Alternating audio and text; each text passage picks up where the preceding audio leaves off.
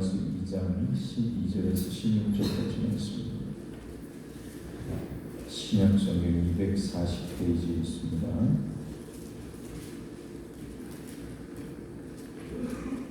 신약성경 240페이지 로마서 2장 12절에서 16절 말씀입니다.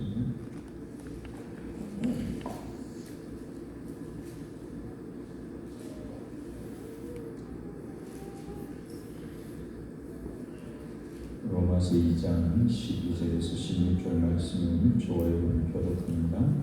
제가 먼저 읽겠습니다. 무릇 율법 없이 범죄한 자는 또한 율법 없이 망하고 무릇 율법이 있고 범죄한 자는 율법으로 말미암아 심판을 받으리라. 하나님 앞에서는 율법을 듣는 자가 의인이 아니요 오직 율법을 행하는 자라야 의롭다 하심을 얻으리니 율법 없는 이방인이 본성으로 율법의 일을 행할 때에는 이 사람은 율법이 없어도 자기가 자기에게 율법이 되나니 이런 이들은 그 양심이 증거가 돼 그 생각들이 서로 고발하며 혹은 분명히 그 마음에 새긴 율법의 행위를 나타내느니라. 함께 읽습니다. 곧 나의 복음에 이른 바와 같이 하나님이 예수 그리스도로 말미암아 사람들의 은밀한 것을 심판하시는 그 날이라. 아멘.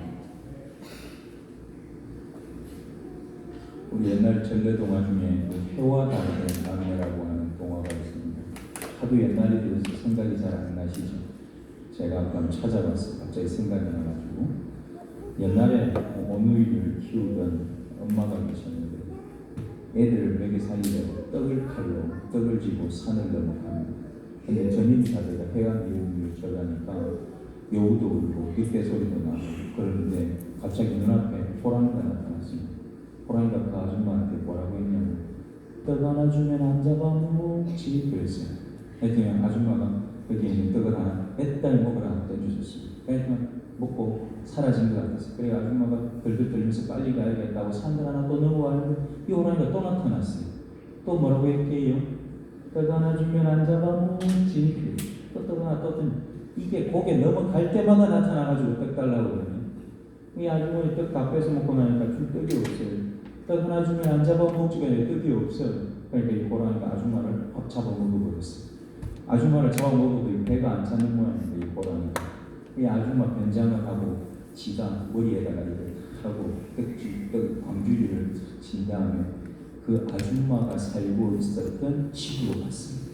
그 집에는 오빠하고 동생 둘이가 있었는데 이 호랑이가 밖에서 얘들아 엄마 왔다.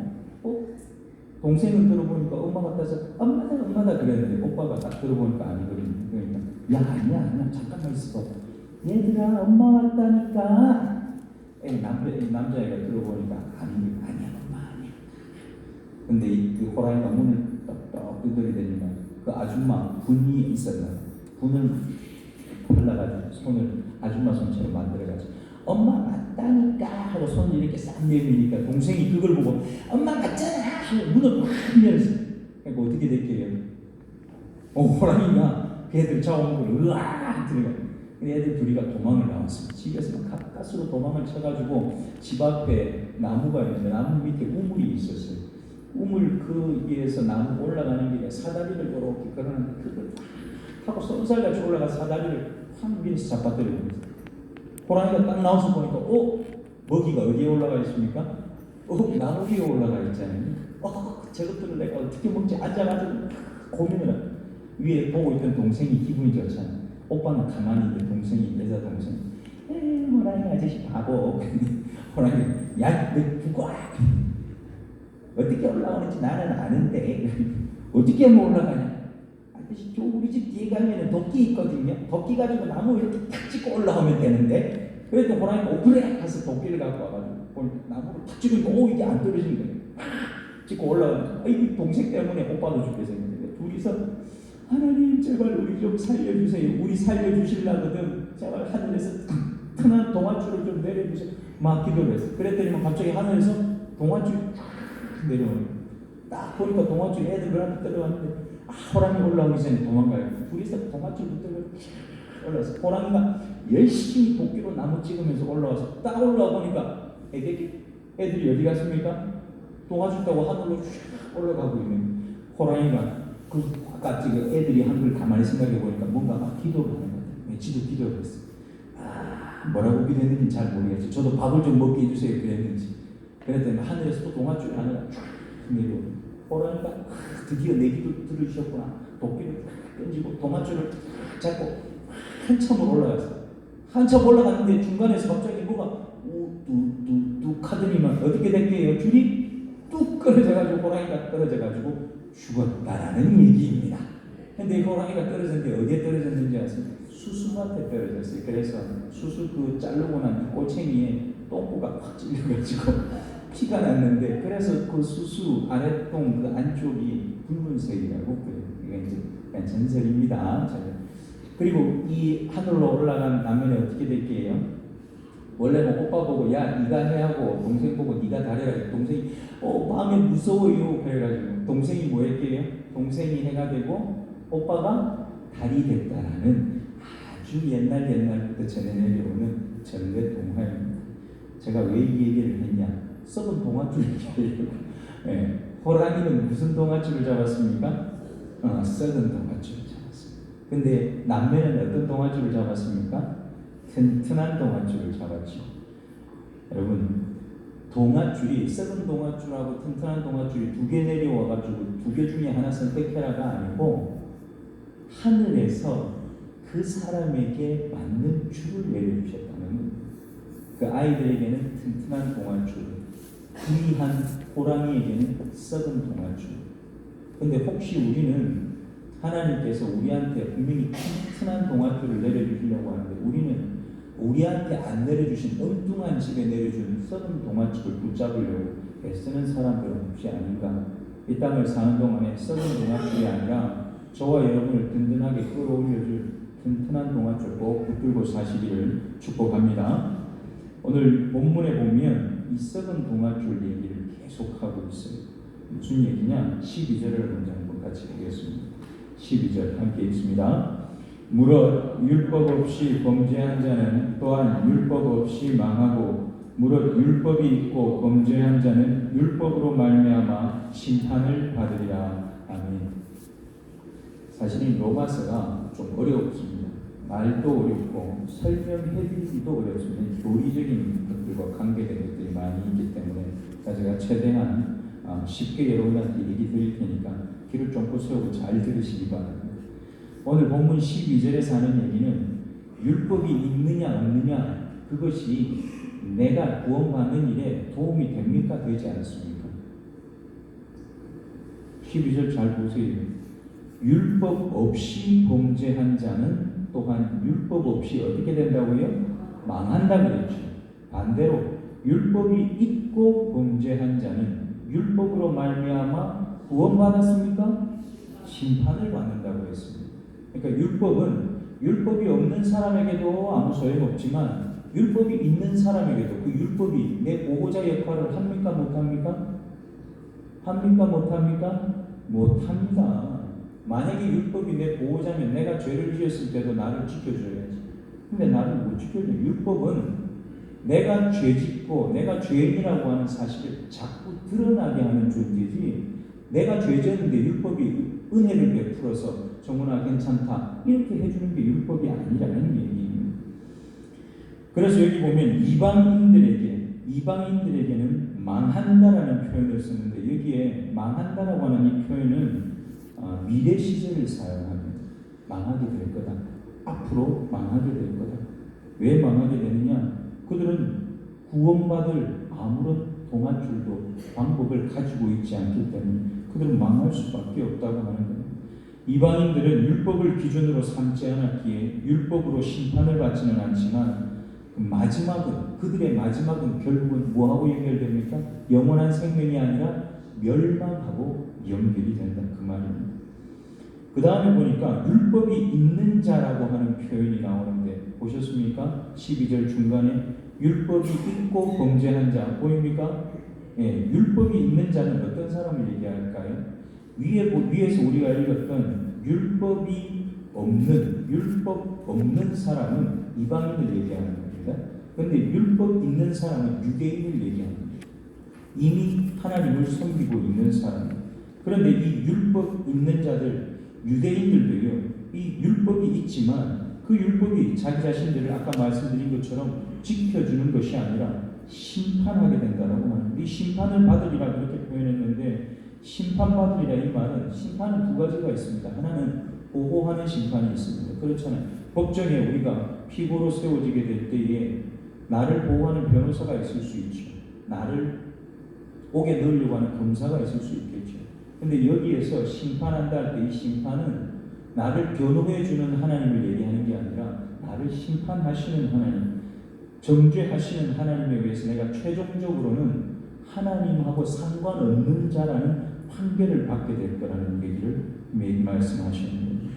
아까 처음에 말씀드리는 것처럼 어떤 경우에도 변하지 않는 사실은 유대인이든지 이방인이든지 범죄하는 자는 멸망하고 심판을 받게 된다는 겁니다. 율법이 죄를 판명하는 기준은 되지만 그 엄격함 때문에 죄책을 면하지 못한다. 여러분, 율법으로 구원을 얻으려면 어떻게 율법을 행해야 되는가 하면 율법 중에 단 한 가지 놓치지 않고 매일매일 그걸 지키고 살아야지만 율법으로 구원이 가능해요. 그런데 성경에도 그렇고 실제 우리 삶에도 그렇고 그렇게 살았던 사람은 다른 사람도 없습니다. 율법이 얼마나 엄격하냐, 율법이 엄격한 것은 뭘 보면 아는가 하면 십자가를 보면 알 수 있습니다. 예수 그리스도를 난도질하고 그 위에서 부끄럽게 만들고 침뱉음을 받게 만들고 그렇게 해서 죽여야지만 되는 것이 율법이 가지고 있는 엄격함입니다. 예수님은 심지어 죄도 없는데 우리 때문에 그렇게 죽으신 게 아닙니다. 그리고 계속해서 13절에 그 율법에 대해서 보충 설명을 이렇게 합니다. 13절 한 번 더 같이 읽겠습니다. 13절입니다. 하나님 앞에서는 율법을 듣는 자가 의인이 아니요 오직 율법을 행하는 자라야 의인을 얻으리니. 아멘. 율법을 듣는 것으로는 의롭게 될 수 없다. 율법은 우리를 의롭게 할 수 없다. 반드시 그것을 행할 때에만 의롭다고 인정받을 수가 있다는 얘기입니다. 구원의 문제에 있어서 의인이 되고 의로워진다고 하는 것은 대단히 중요합니다. 왜냐하면 우리가 마음으로 믿어서 무엇에 이른다고 합니까? 마음으로 믿어서 의에 이르고 그 다음에 무해서 구원에 이른다고요? 입으로 시인해서 구원에 이른다고 얘기를 합니다. 믿음이 그냥 구원으로 바로 가는 것이 아니라 그 믿음이 우리에게 뭘 준다고요? 의로움을 준다. 우리를 의롭게 만든다. 그러면 그 의로움을 우리가 입으로 고백하는, 나는 예수 그리스도 때문에 구원받은 백성입니다. 내 입으로 고백하고 내 삶으로 표현하고 살면 우리가 어디에 이른다고요? 구원에 이른다. 저와 여러분이 마음으로 믿은 그 믿음 때문에 우리가 의로워지고 구원에 이르게 되기를 축복합니다. 이게 로마서 10장 10절에서 하는 얘기입니다. 사람이 마음으로 믿어 의에 이르고 입으로 시인하여 구원에 이르느니라. 그리고 13절은 이 구원 얻을 다른 방법이 있다는 것을 얘기하는 것이 아닌데, 언뜻 잘못 읽으면 율법을 행하는 자라야 의롭다 하심을 얻는다 이렇게 얘기하니까 율법을 행하면 어렵게 되는 거구나 착각할 수 있습니다. 여기에서 율법을 행함으로 어렵게 된다 할 때 행하는 것은 어쩌다가 한번 행하는 것이 아니라 쉬지 않고 지속적으로 단 한 가지도 빠짐없이 모든 것을, 그것이 여기에는 다 포함이 되어 있는 말입니다. 바울이 율법에 대해서 이렇게 불필요해 보이는 설명을 하는 것은 예수를 믿으면서도 율법을 기준으로 삼는 사람들이 있기 때문에 그 사람들에게 경고를 하는 거예요. 경고. 14절과 15절을 한번 더 보겠습니다. 14절과 15절 계속해서 설명이 이렇게 이어집니다. 두 절 같이 읽습니다. 율법 없는 이방인이 본성으로 율법의 일을 행할 때에 이 사람은 율법이 없어도 자기가 자기에게 율법이 되나니 이런 이들은 그 양심이 증거가 되어 그 생각들이 서로 혹은 고발하며 혹은 변명하여 그 마음에 새긴 율법의 행위를 나타내느니라. 아멘. 바울은 이방인들 율법은 없지만 거기에 준하는 다른 무언가가 있다 그렇게 얘기를 합니다. 여기 보니까 본성으로 율법의 일을 행할 때 14절에 그렇게 처음 나오죠. 본성으로 율법의 일을 행할 때. 그리고 15절에 보면 이렇게 쓴 부분이 있습니다.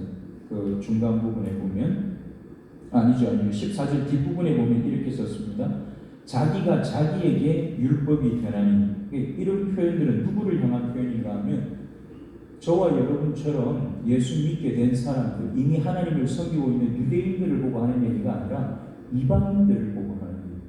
이방인들, 하나님을 알지 못하는 사람들, 예수를 믿지 않는 경건한 사람들에 대해서 본성으로 율법의 일을 행할 때 자기가 자기에게 율법이 되는 사람, 바로 그런 사람들을 얘기를 하는데, 이게 무슨 설명인지 잘 들어보시기 바랍니다. 10계명 중에 1계명부터 4계명까지는 누구에 대한 계명입니까? 하나님에 대한 거죠. 1계명부터 4계명은 하나님에 대한 계명입니다. 그 계명을 잘 읽어보시면 예수 안 믿는 사람이, 하나님을 안 섬기는 사람이 그 계명을 지키고 살 수 있는 가능성이 있습니까? 없습니까? 불가능해요. 너 하나님을 안 믿는데 왜 내가 하나님과의 관계에서 내가 고민하고 삽니까? 고민할 필요가 없는 거예요. 잘 가고 싶은데요. 근데 5계명부터 10계명까지는 누구에 대한 계명입니까? 사람과의 관계에서의 계명이죠. 잘 생각해 보십시오.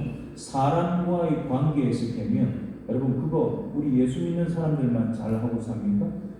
제가 보기에는 예수 믿는 사람들보다 안 믿는 사람들이 더 잘하는 사람들 훨씬 많습니다. 우리는 못 따라갈 사람들이 저 밖에 엄청나게 널렸어요. 무슨 말이냐? 여기에 본성으로 율법의 일을 행한다, 자기가 자기에게 율법이 된다 하는 이런 표현들이 그 10계명만 봐도 우리가 알 수 있다는 거예요. 예수 안 믿는 사람, 하나님을 안 섬기는 사람이라 할지라도 사람과의 관계에 관련된 것들은 어디서 보고 들은, 성경에서 보고 들은 적도 없는데 잘하고 사는 사람들이 있을 수 있다라고 합니다. 다 그렇다는 게 아니라 그런 사람이 있을 수 있다라는 겁니다. 아무리 훌륭한 인격을 갖추고 모든 사람에게 기감이 될 만한 삶을 산다고 할지라도 결국은 그들도 로마서 1장 19절에서 우리가 봤던 로마서 1장 19절에 보면 하나님을 알만한 것이라는 표현이 나옵니다. 그리고 15절, 오늘 우리가 읽었던 본문 15절에 보면 양심이라고 하는 단어가 나옵니다. 그 하나님을 알만한 것과 양심에 의해서 모든 사람들이 다 고발당하고 살게 됩니다. 특별히 예수 안 믿는 사람들, 아무리 훌륭한 사람이라 할지라도 하나님을 알만한 것이 그들 속에 있기 때문에 그 일로 인해서 나는 이만하면 충분히 잘 살지 않았습니까? 변명의 여지가 없다는 것. 하나님을 섬기는 일이 그에게 없으면, 예수 그리스도를 주인으로 고백하지 않으면 그에게 영원한 생명, 구원은 없다라는 얘기를 하시는 겁니다. 이러한 바울의 변증은 이방인들이 본성적으로 율법을 소유하고 행하게 되는 것을 말해주는데, 유대인들이 이 율법을 자신들의 전유물로 생각했습니다. 율법을 배운 우리, 그 율법대로 행하고 사는 우리에게만 구원이 있지 우리 아닌 다른 일반인들은 그런 거 없다. 그래서 더럽다고 여기고 가까이 하지도 않고 밥도 같이 안 먹고 심지어는 말도 같이 섞지 않고 살았던 겁니다.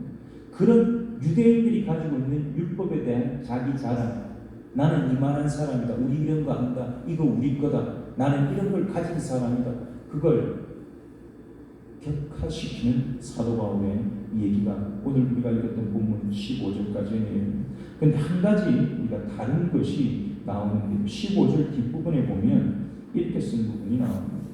그 마음에 새긴 율법의 행위를 나타내느니라, 그렇게 하는데 보이십니까? 15절 뒷부분에 그 마음에 새긴 율법의 행위를 나타내는, 무엇이 그 마음에 새긴 율법의 행위를 나타내는가 하면 양심이라고 하는 것.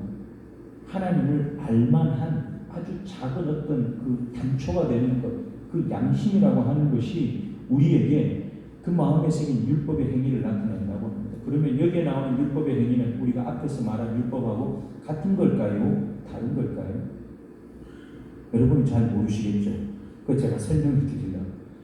여기에 나오는 15절 뒷부분에 나오는 율법의 행위라고 하는 것은 앞에 나오는 율법하고는 차원이 다른 겁니다. 앞의 율법은 아까 제가 설명드린 대로 조문으로 만들어 놓은 것들입니다. 10계명, 그리고 10계명을 세분화해서 이런 세부 조항들을 지키고 살아야 된다. 60%만 지키면 이거 구원받은 거나 마찬가지다. 의로운 거다. 자기들끼리 정한 것. 그게 앞에 말하는 율법입니다. 그런데 뒤에 나오는 15절에 그 마음에 새긴 율법의 행위라고 할 때 그 율법은 그런 게 아니에요. 뭐냐 하면 예레미야 31장 33절에 보면 이렇게 쓴 것이 있습니다. 우리 한번 찾아보겠습니다. 예레미야 31장을 찾아보십시오. 구약 성경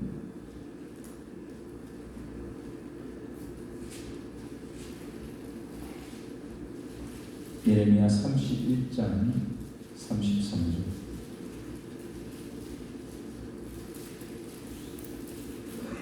구약 성경 1101페이지에 있습니다. 구약 성경 1101페이지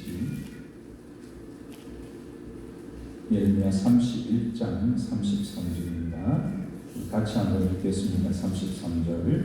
그러나 그날 후에 내가 이스라엘 집과 맺을 언약은 이러하니 곧 내가 나의 법을 그들의 속에 두며 그들의 마음에 기록하여 나는 그들의 하나님이 되고 그들은 내 백성이 될 것이라 여호와의 말씀이니라. 아멘. 여기 보니까 무슨 법이 나옵니까?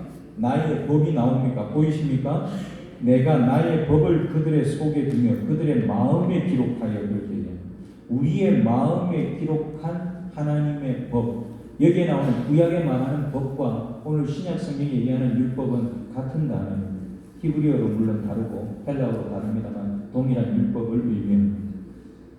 그 뒷부분에 나오는 율법은 하나님께서 하나님이 선택하시는 백성과 맺을 새 언약을 얘기합니다.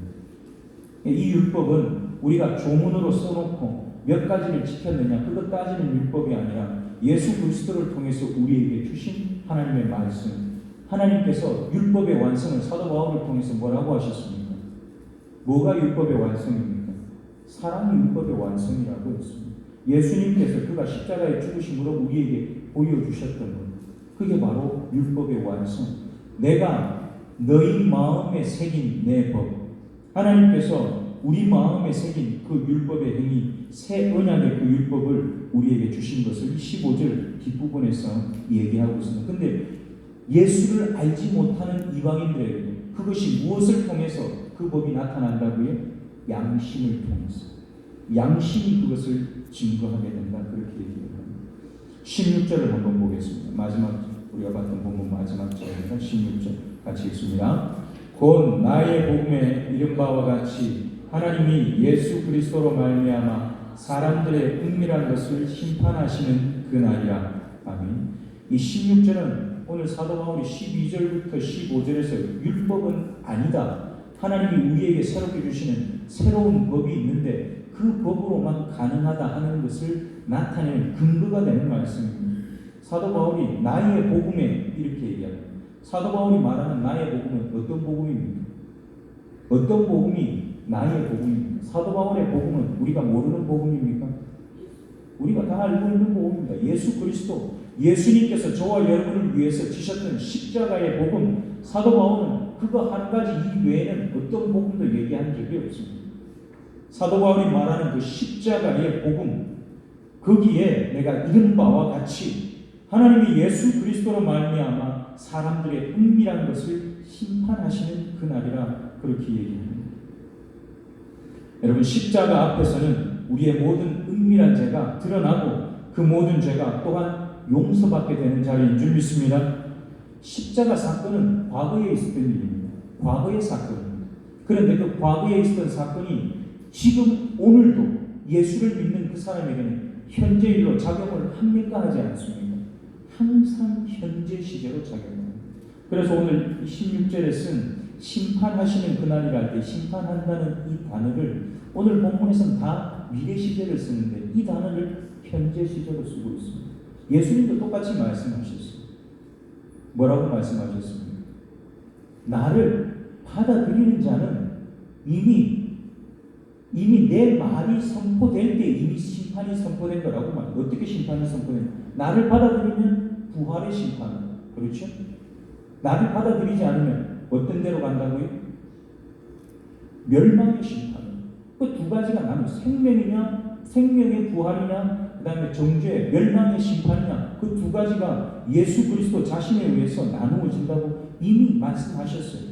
그래서 예수님이 살아계시면서 복음을 전하는 동안에 그 복음을 받아들이지 않았던 사람, 대표적인 사람들이 다 종교 지도자들이었습니다. 바리새인들이었고 서기관들이었고 대제사장들이었고 그 사람들은 그때도 예수님을 거부했지만 예수님 돌아가시고 난 다음에도 예수님 받아들이지 않았습니다. 그들은 이미 예수 그리스도가 오셨을 때 그를 거절했을 때에 이미 그들에게는 심판이 주어졌다는 거예요. 여러분, 심판은 미래에 나중에 오는 것이 아니라 지금 이 자리에, 우리가 예배하는 이 자리에도 여전히 심판은 계속되는 줄 믿습니다. 예수 그리스도의 복음이 전해지는 그 자리에 그가 진짜 내가 받아들일 복음이 되지 않는다면, 내가 진짜 그가 하시는 말씀대로 따라갈 결단과 결심이 거기에 있지 않다고 한다면, 여러분, 그 자리는 심판받는 자리라고 얘기를 하시는 거예요. 사랑하는 성도 교회성들, 하나님께서는 예수 그리스도를 통해서 우리의 모든 은밀한 죄를 이미 다 심판하셨습니다. 율법적인 생각과 태도의 얽매인 신앙생활에 집착하지 말기를 축복합니다. 여러분, 율법은 오늘 제가 첫 번째 시작할 때 여러분에게 말씀드린 전래동화에 나오는 썩은 동아줄입니다. 그건 나를 저 하늘로 끌어올려 줄 수 있는 동아줄이 아니라, 그 율법은 내가 그거 붙잡고 가는 동안에 중간에 떨어져서 죽는 영원한 생명과는 달라지는 전혀 다른 길을 가게 되는 썩은 동아줄, 그게 바로 율법이라고 하는 것입니다. 하나님께서 우리를 구원하기 위해서 준비하신 줄은 튼튼한 은혜의 동아줄인 줄 믿습니다. 여러분, 은혜의 동아줄 제발 좀 튼튼하게 붙들고 사시기를 축복합니다. 은혜의 동아줄을 붙잡는다는 것은 내가 그거 붙잡았습니다 이렇게 말했다고 이렇게 붙잡은 게 아니에요. 내가 그 은혜의 동아줄을 붙잡고 사는 사람이면 나도 그 은혜를 흘려보내고 살아야지. 나도 그 은혜를 똑같이 흘려보내고 살아야지. 비록 우리는 그 기준에 덜 미치는 모자라는 존재들이지만 예수님이 행하신 온전한 순종으로 우리는 그분의 의로움에 동참하게 된 겁니다. 진정한 구원의 은혜의 동아줄 예수 그리스도 십자가, 그 복음을 굳게 붙잡고 저 하늘나라까지 저와 여러분이 안전하게 올라가시기를 간절히 소원합니다. 기도하겠습니다. 사랑의 하나님, 감사합니다. 하나님께서 우리에게 튼튼한 동아줄을 보여주셨는데 우리는 그 동아줄 제쳐놓고 혹시나 썩은 동아줄 바라보고 그 동아줄 잡고 그것이 온전한 동아줄인 줄 착각하고 살고 있지는 않습니까? 하나님, 우리에게 지혜를 허락해 주셔서 썩은 동아줄인지 튼튼한 동아줄인지 분별할 줄 아는 믿음이 있도록 우리 가운데 역사하여 주시옵소서.